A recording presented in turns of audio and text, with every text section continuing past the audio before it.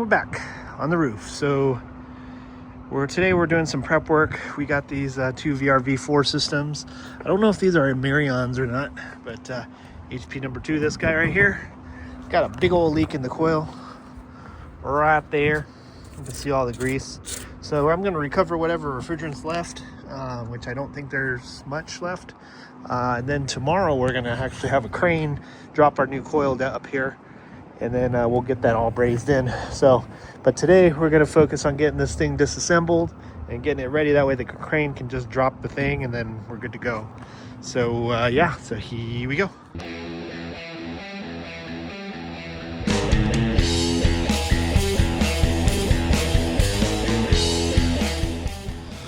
Okay, so we're going to be brazing here.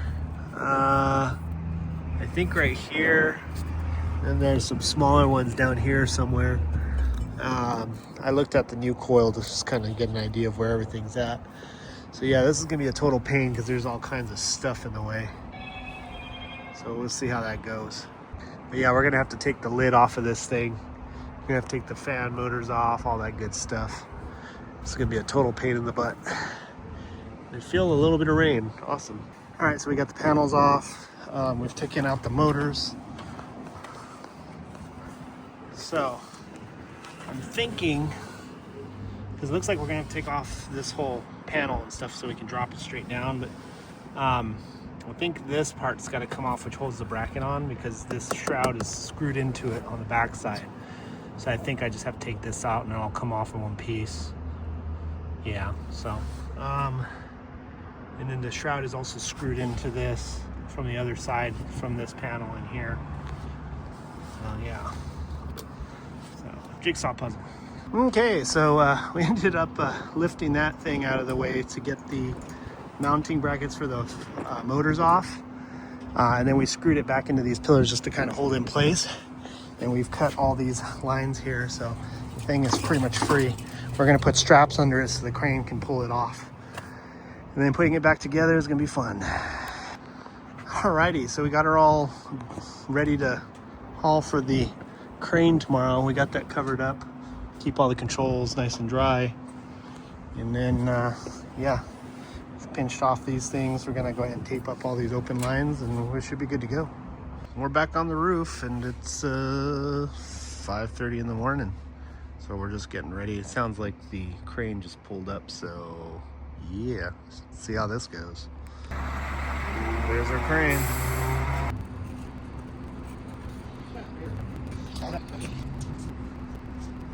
Yeah, look at all that piping.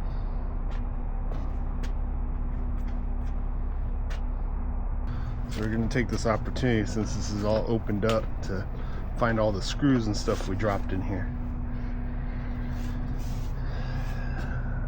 I actually didn't do so bad, only found one thing.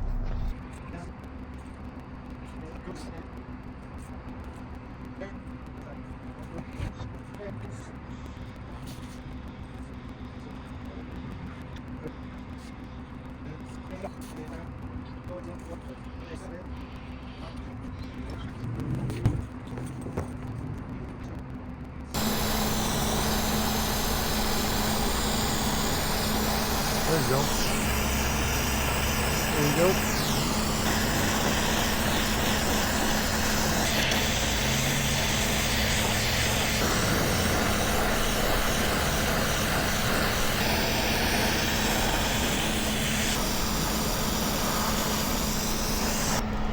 Don't forget to wipe off your brazes.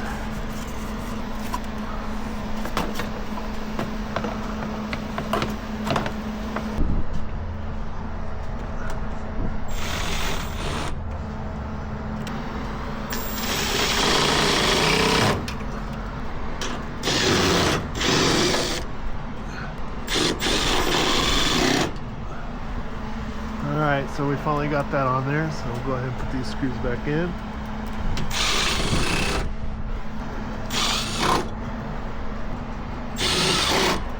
I feel much better about having this control box in place. It was literally just teetering. It was like really sketch. So anyway, we're going to keep putting this thing back together.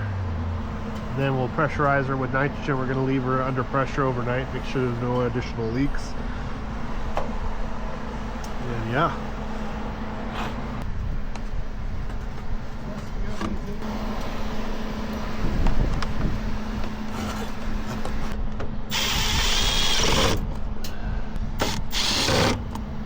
The fat side's gonna go over the control panel.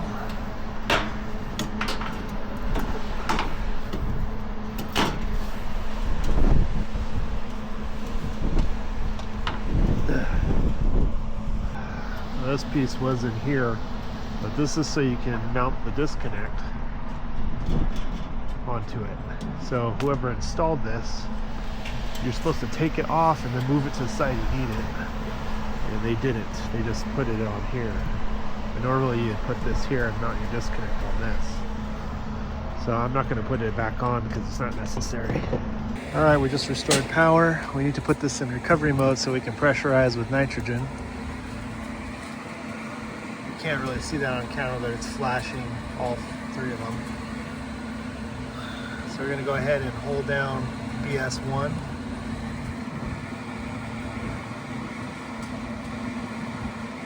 Okay, and you can see it says 2.2 flashing zeros. And we're going to hit set 21 times.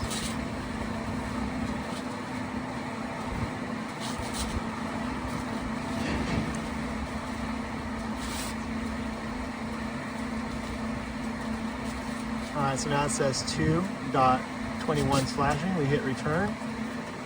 Now we need to change this to 1, so we hit set again. Now it's a 1, that means recovery mode's on. We hit return. And now it's good. Return one more time. It is now in recovery mode. Alright, we're pressurizing. And now we wait. We're going to shoot for 500 PSI. This tank's probably already empty though, but we have extras. All right, so I'm just waiting for some more nitrogen. I ran out. I only got it up to 207 or 206. So we want to know what our final pressure is and what our final ambient temperature is.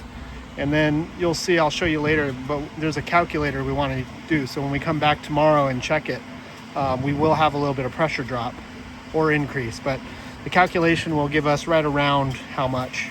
All right, so we finally got all our nitrogen in there. We're at 498.3 and 499.1. Our temperature is 59, so 59.9 degrees. We need to make note of that because we're going to use the calculator, the nitrogen pressure calculator for tomorrow because it's going to be a lot colder. So the pressure will change. And when we do the calculation, it'll tell us how much it should have changed. So always make note of that. Okay, we're back the next day. So it's about 50 degrees right now. Let's see what our pressure is. I have this valved off, so I wouldn't trust that. So we're going to open these up. And we were at 499 yesterday. We're at 492. It's still climbing, so we'll give it a minute. So we've entered our starting temperature of 60 degrees and our starting pressure at 499. Current temperature is 50 degrees, so we're going to change that to 50. So you can see here our ending pressure should be about 488 PSI. So we are at 492. So we are good. She held. In fact, she's higher. She's dropped a little bit, and that's because of temperature, but we're doing this calculation based on the outside temperature. We're not including the inside temperature, and that will affect it a little bit too. So I'm above 488, so I'm happy with it. We're going to let the we're going to let the nitrogen out. Then we're going to start our vacuum. All right, so we got our under vacuum. We have the ballast open. Oh, we just hit 9,000. So she's been running for about 20 minutes. That's pretty good. It's pretty good. So the big, huge hoses and Schrader core removers make a big difference, especially when you're working on a big system like this. So we're going to let this thing run all night. We could do a triple evacuation, but I don't think it's necessary. So we're just going to let it run overnight, and she should be more than fine. I'm going to come back later today just to check on it, and then we'll kind of go from there. If it's not doing great, we might do a triple evac, but if it's good, we're just going to let it run for 24 hours. All right, we're back. It's like 3 o'clock, so it's been going for a few hours. It's at 3:51. Let's see what the actual is. We're doing an isolation test. It's about 464. So we're going to just leave it running overnight, and then we'll go ahead and charge her up tomorrow. All right, so we got brand new oil in our vacuum pump. We're gonna let her run overnight. She's doing pretty good. She seems to be stalled at 353. Let's see what our actual is. Oh yeah, so we're definitely below 500 microns. We're gonna let this hold for 10 minutes and see where it stops at. All right, so she's been holding for about 10 minutes. We're at 415. It's just been kind of bouncing between 414 and 415. But yeah, I would say we're good. So we're gonna leave this guy overnight and see what's up. All right, we're back. It's next day at 1:37. Let's go ahead and isolate, see what's at.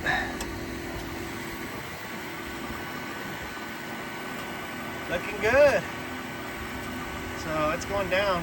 So we'll let her hold for about 10 minutes to see how she does. But I would say we're definitely under 500 microns. All right, it's very important that you purge. We don't want to get any stuff in there. So we'll go ahead and zero out our scale. And we're gonna charge in our first one. And you can see this is rising because the pressure's increasing very slowly. We still have it in recovery mode, but yeah, it's a big system, so it takes a while for it to come back. Okay, so we're almost done with our first tank. So we'll just keep it going until it stops, and then we'll switch. And this is why I'm using a scale, because even though I know this holds 25 pounds, you never get all of it out. See? Stop there. So we're gonna go ahead and swap tanks. So I have this valved off, so all the refrigerant in there is good, but between here and here, there's still air, so we're gonna bleed it. Okay, and we're gonna continue charging. And when we get to the end, it might stop taking charge. If that's the case, you can put it in additional charge mode, but that mode sucks. It takes forever. So what we might end up doing is, I have a little trick with the recovery machine that we'll probably do just to speed things up. Yeah, so we're gonna get our next tank ready. I already got them in the sun to kind of heat them up. So every tank we do, it's gonna take a little bit less just because the pressure is increasing. So remember, pressure differentials, right? So the pressure in the tank for now is greater than the pressure in the system. That's why it moves, because high pressure is attracted to low pressure. At some point, when the pressure here and the pressure there is equalized, refrigerant stops moving. So that's why we're gonna use the recovery machine, because what it's gonna do is it's going to create a high pressure and push it back into there. So, because there's no suction or pushing happening, it's all pressure differentials.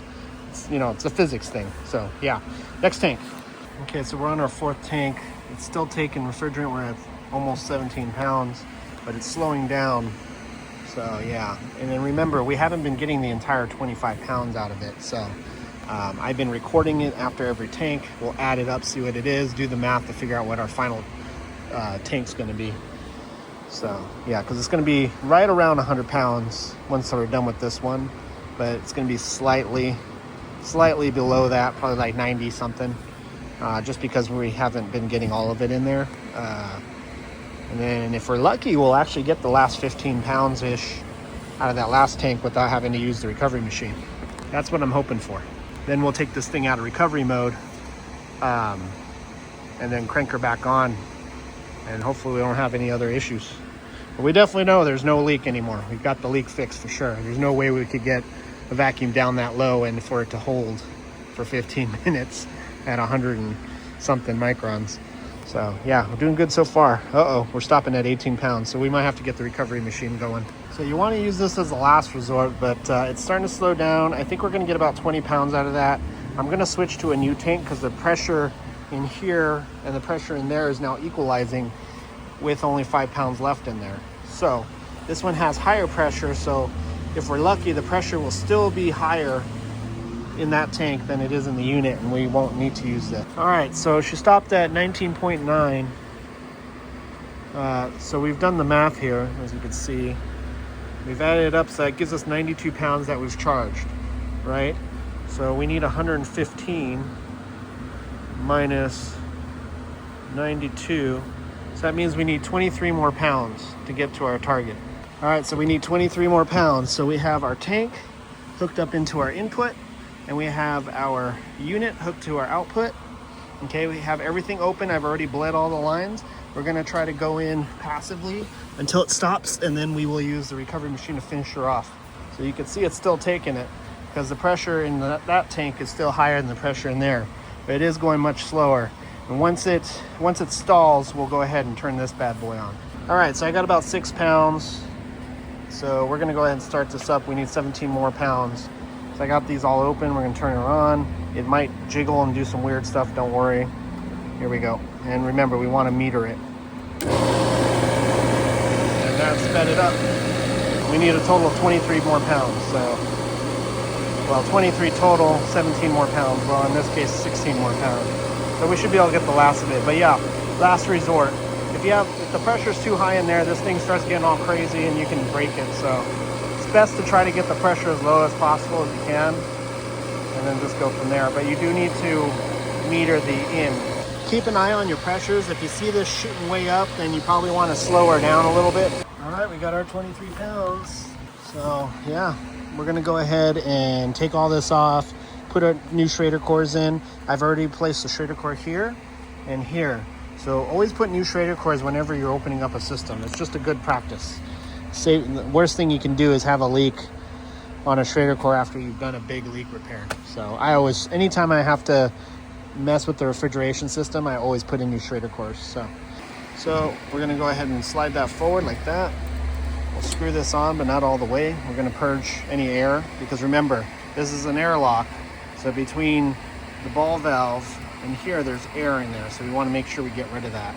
So we'll just crack this. Got rid of all the air. Open her up, push her down, and screw her in. And just keep going until you start feeling a little bit of tension. Once it stops, don't force it or you'll break it, and then you're in a whole world of hurt if that happens. So there we go. Okay, pop that up, close it, remove it a little bit. Remember, airlock, so it'll be a little bit of refrigerant. Pops, and then we can crack it, and see, a little bit came out, and that's it. So we know it's sealed, no pressure buildup. And we can go ahead and remove her. All right, so now we got her all charged up and ready to roll. We need to take her out of recovery mode. Okay, so all these 2.1s, those are all our units, so it looks like they're all off. So we need to turn them all on. So there's a much quicker way of doing this. We can do that from the unit, so let's go do that instead. But that's why our unit's not turning on. I'm gonna push and hold mode button, or BS1, until we see the 2 flashing. All right, we're gonna hit set 6 times.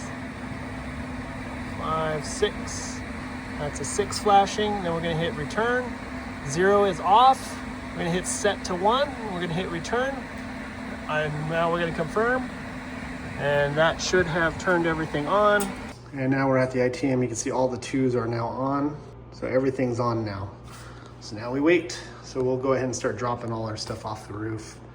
But that thing should be kicking on pretty soon. And when you do that, it just turns all the thermostats on, and they'll run off of whatever setting is on them. Oh yeah, one more thing. When you're using mode 6, you have to make sure you put it back to 0 when you're done. Otherwise, all the thermostats are disabled. So you basically just hold mode again until you get the flashing. You hit set 6 times, and then you hit return, and then that'll show 1. So you want to change that back to a 0, then hit return, and then mode to get back out of it. Then you'll have to go and turn all the thermostats back on manually. So yeah, if you do that, they won't be able to turn them off or do anything with them. The thermostat will actually say it's off, and then when you try to push something, it'll say it's on centralized control. So keep that in mind. All right, she's running now. Helps when you turn the thermostats on. So we're gonna go ahead and just clean up, let her run, and then go from there. All right, so the cool thing about these coils is there's actually 3 of them. There's an upper, a mid, and a lower. The lower is always in cooling mode. That's how it prevents ice from forming whenever it's in heat mode. So we can see here, the top is definitely in cooling. The middle one's not doing anything. And that's our bottom row, so it's definitely running. We were concerned that maybe that wasn't working because what happened was there was a bunch of ice on the bottom. And I think that's what poked the holes in the bottom of the coil. So it's definitely working. That's kind of cool to see it. Yeah. So this is what we were concerned about, that wasn't functional. It looks like it is all the way around.